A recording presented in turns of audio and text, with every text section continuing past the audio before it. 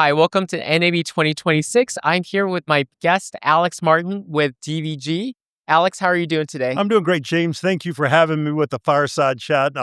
Enjoy seeing you here. I'm glad just to have a seat here. I've been standing on my feet for the last 3 days. So thank you for inviting me to participate in this and allow me to sit down for a few minutes so we can have a discussion. Well, I really appreciate you being here. It's certainly a test of will and a test of endurance, right? So it is. Feel free to sit here as often as you like. Come back to sit here whenever you want to. Well, thank you. I appreciate the invite on that. So, Alex, you are the president, CEO of DVG. Yep. Tell us about this organization. I know it's also a family business, right? And So I started Digital Video Group back in 2003. I used to work for another company, and they went in another direction. So I decided to start this. We're based in the Mid-Atlantic.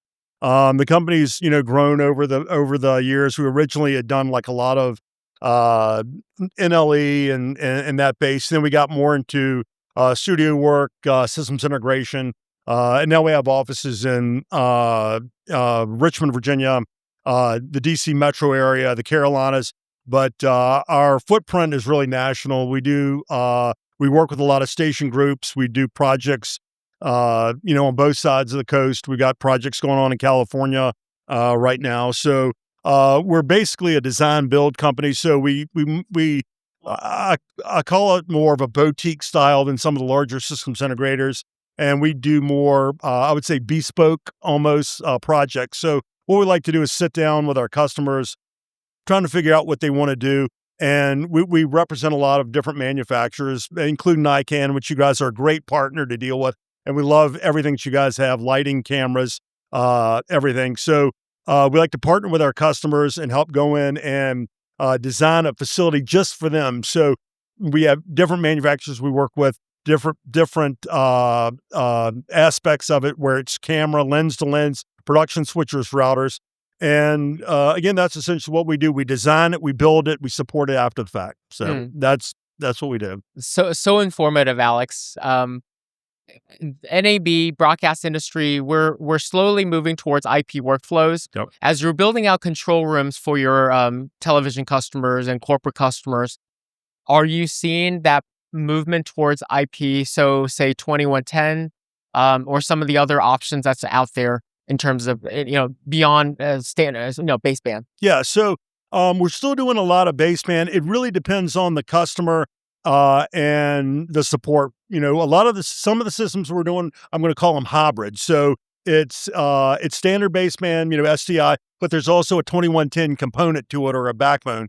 Some projects we do, they may have an NDI component to it, where it may be the main switcher source. It may also just be for reference. It may just be for a transport stream. We just worked on a project with you guys, as a matter of fact, and our friends at FX Design for Blue Ridge, Appalachia. And they're the first PBS station that is fully OTT. There's no terrestrial. So that whole project is going to be streaming. And they went ahead and did that. And that's all going right to not going to air, but going over streaming services. So we're seeing a lot more of that being replaced, a lot of more OTTs happening. So that's one of the things we're seeing a lot. That's really, really interesting. Streaming has been a mainstay of, content creators on YouTube, corporations wanting to create, talking formats like a podcast, like we've simulated here at NAB. Right. When you are working with your corporate customers, what sort of needs differentiate them from, say, a traditional television customer? Yeah, so we work, with a lot of corporate. We have customers in near us, in the Richmond area. We have Capital One, their corporate headquarters there. CarMax, their corporate headquarters there, which we've got your lighting and stuff in that project with FX. But they do have different needs. I mean, I'm going to use, as a case example on the project we did with CarMax. They're basically creating content that's going to be distributed to all the CarMaxes around the U.S. They also do a monthly show called Under the Hood, where they utilize the studio that we built for them with the Ikan lighting, and they bring in the CEO of the company. He goes in and does something very similar to this as a fireside chat thing, and then that is actually broadcast live, so anybody can watch that, in a live streaming. So that is very different from the broadcast side, where they're going to have a show that starts at 9 or a show that starts at 6 or the 11 o'clock news. It's going to be a lot. There's post production, but it's streaming. It's a lot of time. It's just streaming, and the deliverable is really going to be on a phone or through Facebook or Twitch or YouTube. So yeah, it is very different. And then the type of content that they produce, is more informative style, or maybe from a marketing standpoint than we do with our that they would do with our traditional broadcast clients. I love that story, Alex. I mean, I think of CarMax. We all know what CarMax is. We may have all at one point shopped at CarMax. Oh, yeah. We see commercials on them, on CarMax commercials on TV. Commercials are what corporations used to rely on as part of their advertising strategy, right? But as less and less people are watching over the air, right? You mentioned that the Appalachian example, streaming is really becoming the thing.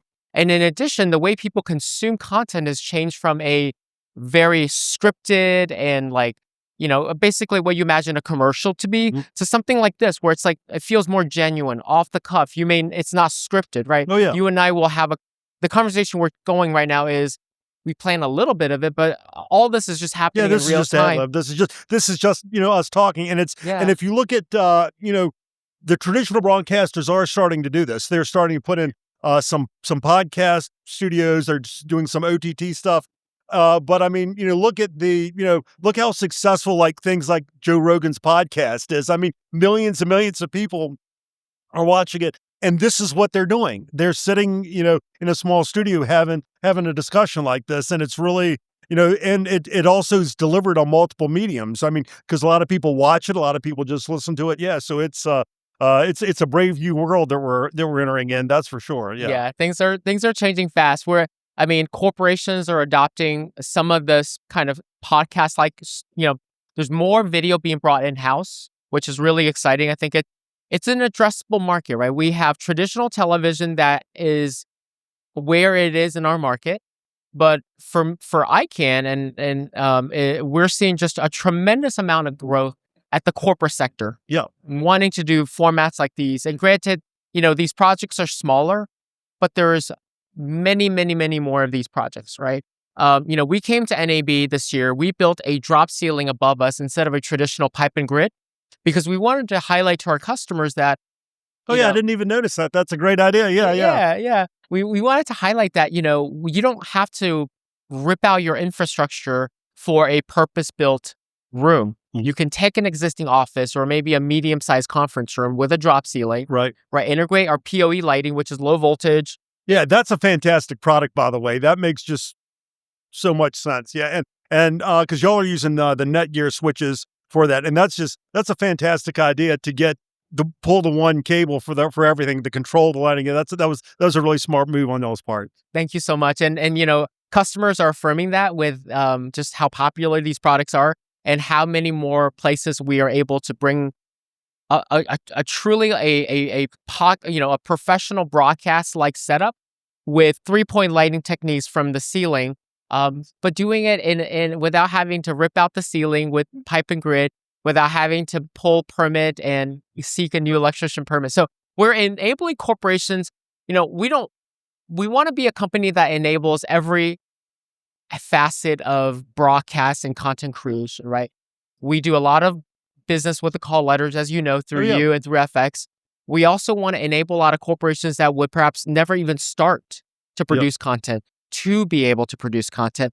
And from there, they may scale from a pop-up conference room into building a full-purpose studio with pipe and grid, with a control room, with all the things that we've seen in some of the larger corporations. Right. And so that's, I think, the excitement that we can let companies just immediately scale into something, produce content, and as they internally see the KPI, right, and perhaps see the MQL to SQL conversion, right, if we're talking about sales side, then they would be able to invest more money into upgrading the facility piece by piece. And I think to your point about the media landscape, if you look at it, you're talking about these corporate and stuff of that nature. But if you look at like traditional broadcast, I mean, 30 years ago, we didn't have the internet. We didn't have all these streaming services and stuff of that nature. And now, I mean, you have kids, in a rudimental sense with the phone and stuff, shooting TikToks but from a corporate level, it's really easy to take that to the next level utilizing, some of the tools and stuff that you guys provide. And that part of the market is while maybe the broadcast side is contracting, some people say it's contracting, that part is expanding that amount of content. And, in order to provide eyes, you're not just, you're providing, eyes on multiple different platforms, whether it's a phone, whether it's a computer, whether it is the television, and being able to distribute that is, it's a good thing. And you guys are primed for that. So we're both primed for that, yeah. Alex.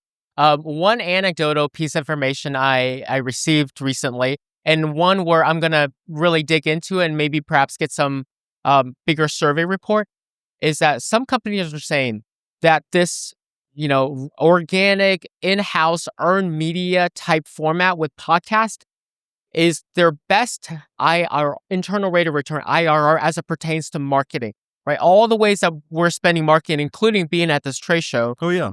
There's the IRR of doing an in-house content production when done right, is greater return than some of the other ways that marketing money is deployed. And I agree with you, especially on the organic part, where you have just like, I mean, neither one of us is, on air talent. We're just, two professionals that, are good at our particular things that we do. And we're and it's more real, and it's providing real information, a real, background of what's going on, as opposed to somebody that's a talent that would be reading, just something captive. So no, I totally agree with you on that. Yeah.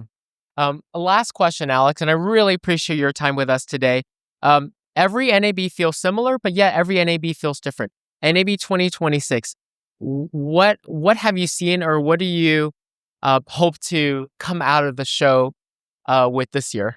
Yeah. So this NAB, I mean, I'm going to back up a couple years ago, and kind of just lay it down to answer the question. So in addition to NAB, I go to CES every year because a lot of times the broadcast side used to drive the consumer side, and now the consumer side is driving the broadcast side. So That's a really good point. Before we got totally involved in what is a big discussion now, and that's AI. I mean, that's it's not just affecting our industry; it's affecting every industry. So a couple of years ago, it's probably 2 or 3 now, I went to CES, and I'm familiar with gaming and NVIDIA and stuff of that nature. But what I noticed as I was walking around the CES is everybody had little signs that said "Powered by NVIDIA," "Powered by NVIDIA," "Powered by NVIDIA," and I was like, okay, this is something you need to pay attention to, that this AI is taking off. And in the last 3 years, it has. And that seems to be a big focus on both the post-production, on the live production, is AI. So even with tracking and cameras and stuff. So it's going to be interesting to see how it all plays out. But I mean, the end user is going to need people like us in order to help them get the solution that's going to help them go to the next level. So yeah, I'm so glad you brought that up. AI is something every company is utilizing and leveraging in some capacity, right? What I find really interesting about AI is that it's a building block. So what do I mean by that is, as broadcast move from baseband to IP workflow, IP is software driven. IP lends itself to automation, and automation can then be amplified, enhanced with AI. right. Right. Oh, So yeah. it's a building path. It's a stepping path, but you can't have that whole process without initiating with IP workflows, right? If Yes. you're still purely living in a baseband world, it can be done. It will be a lot more challenging. You're going to have to add more adapters and kind of things that translate, and potentially those could add more failure points, perhaps. Right. But I hear you, and I totally agree with you. AI is here to stay. It is absolutely not a Yeah, game and it's changer. not just our industry; it's yeah, it's everywhere. So it is absolutely, it is a game changing. Some people call it disruptive, good or bad, right? It's definitely a tool. It can also be utilized in ways that we don't desire for. But used in the right way, I think it can really make all of our lives better. right, I agree. Yeah. Yep. Brave new world. Brave new world. Well said. Alex, it's been such a pleasure talking with you. Thank you so much for your time. I hope you've been able to rest your feet a little bit. It was. James, thank you so much for having me and let me sit down. And I needed to take a load off, but this was great. Thank you again. And thanks for all the support we get from Ikan. You guys are a wonderful partner. Thank you. Same right back at you. You guys are wonderful partners. Thank you so Great. much. Thank you.